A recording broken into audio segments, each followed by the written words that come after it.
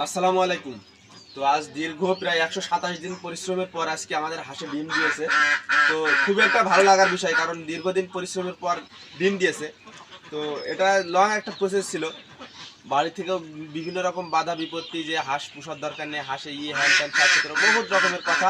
তো সব কিছু উপেক্ষা করে আজকে সেই কাঙ্ক্ষিত দিন যে আমার হাঁসে ডিম দিয়েছে, আজ নিজের কাছে খুব ভালো লাগছে। কারণ দীর্ঘ একটা অ্যামাউন্ট খরচের পরও আজকে মানে একটা খরচের একটা আছে, আবার রিস্ক আছে। তো সব মিলিয়ে খুব ভালো লাগছে যে আজকে আমার হাঁসের প্রথম ডিম দিয়েছে। তো আসেন আপনাদেরও দেখাই সেই ডিমটা। তো মূলত হয়েছে কি, হাঁসের ঘরের দরজা খোলার পরে দেখি ডিমটা মানে দরজার সামনেই আর কি। আবেগে উৎফুল্ল হয়েছিলাম। তো সেটা আপনাদের সাথে একটু শেয়ার করি। আসেন আগে হাঁসটা বের করে দিই।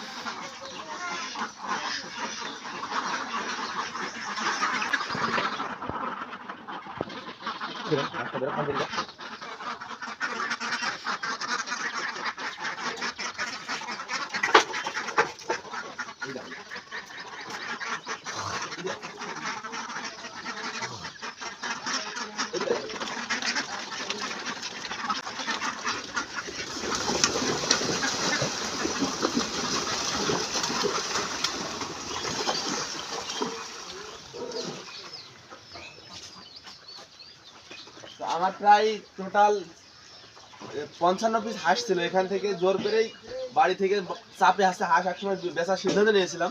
তো তখন 6টা হাঁস বিক্রিও করে দিয়েছিলাম। তার পরবর্তীতে জোর জবর করে হাঁসগুলো ঠিকই রাখছি। তো সব মিলিয়ে আজকে খুব ভালো লাগছে। আসেন ডিমটাও দেখা আপনাদের।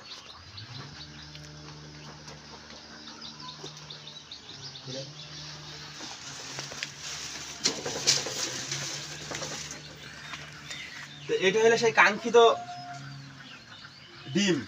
আর আমার কাছে এর মূল্য আছে সেই সোনার সোনার ডিমের মতন। কারণ অনেক দিন, অনেক ত্যাগ তিতিক্ষার পরে এই আছে ডিমটা পাওয়া। তো খুব ভালো লাগছে আলহামদুলিল্লাহ।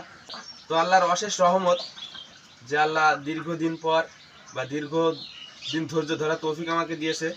তো আপনারা চাইলে এইভাবে ছোট পরিসরে শুরু করতে পারেন। ছোট থেকে শুরু করে আপনারা একসময় লক্ষ্যে পৌঁছাতে পারেন বা বড় করতে পারবেন। তো আজকের ভিডিও এই পর্যন্তই।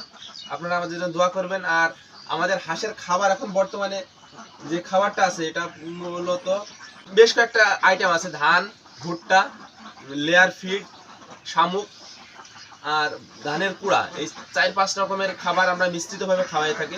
সব রকম পুষ্টিগুণ সম্পন্ন খাবার দিয়ে একটা মিশ্রিত খাবার নিজে তৈরি করেছি, বা একটা কিনা খাবারও খাওয়াই। তো আল্লাহর একটা অশেষ রহমত, আলহামদুলিল্লাহ। আজকের ভিডিও এখানে শেষ করছি। আপনারা আমাদের জন্য দোয়া করবেন। আসসালামু আলাইকুম।